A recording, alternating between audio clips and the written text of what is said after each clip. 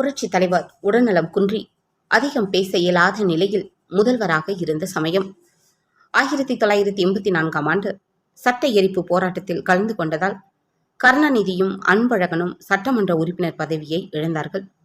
சட்டமன்றத்தில் திமுக கட்சி தலைவராக நாஞ்சில் மனோகரன் இருந்தார். பேரவைத் தலைவராக PH பாண்டியன் இருந்தார். அண்ணா நகர் சாந்தி காலனியில் திமுக பொதுக்கூட்டம். அங்குதான் PH பாண்டியன் வீடு. அந்த கூட்டத்தில் பேசிய கருணாநிதி, நாம் இங்கே பேசுவதற்காக வைக்கப்பட்டுள்ள இந்த ஒலிபெருக்கியை ஸ்பீக்கர் என்று சொல்வார்கள். இது நாம் பேச உதவி செய்வது மட்டும்தான். இது சரியாக செயல்படவில்லை என்றால் இதை மாற்றிவிடுவோம். இதேபோல சட்டமன்றத்திலும் ஒரு ஸ்பீக்கர் இருக்கிறார். அதாவது பேரவைத் தலைவரை ஆங்கிலத்தில் ஸ்பீக்கர் என்று சொல்வார்கள். அவர் சரியாக செயல்படவில்லை, அவரை மாற்ற வேண்டும்.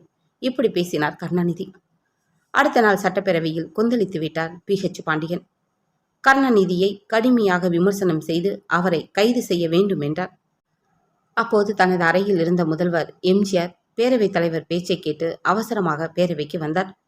PH பாண்டியனை அமைதிப்படுத்தினார். அப்படியும் கருணாநிதியை பற்றி தொடர்ந்து பேசினார். முதல்வர் எம்ஜிஆர் எழுந்து நின்று பேரவைத் தலைவரை பார்த்து, தயவு செய்து உட்காருங்கள் என்றார். ஆவேசத்தில் இருந்த PH பாண்டியன் புரட்சி தலைவர் தடுத்தாலும் கருணாநிதியை கைது செய்யாமல் விடமாட்டேன் என்றார். அதிமுக MLAக்கள் உடனே புரட்சி தலைவர் சொல்கிறார், உட்காருங்கள் என்று சத்தம் போட ஆரம்பித்தனர். பேரவை அமைதியானது. பேரவைத் தலைவரை கண்டித்து வெளிநடப்பு செய்வதாக சொல்லி புறப்பட்டார் திமுக சட்டசபை கட்சி தலைவர் நாஞ்சிலார். முதல்வர் எம்ஜிஆர் உடனே எழுந்து கையெடுத்து கும்பிட்டு வெளிநடப்பு வேண்டாம் என்று நாஞ்சிலாரை கேட்டுக்கொண்டார். இப்படி ஒரு கண்ணியம் மிக்க தலைவரை எதிர்க்கட்சியினரையும் மதித்து அரவணைத்து செல்லும் பாங்கினை கண்டு அன்று வியக்காதவர்கள் இல்லை.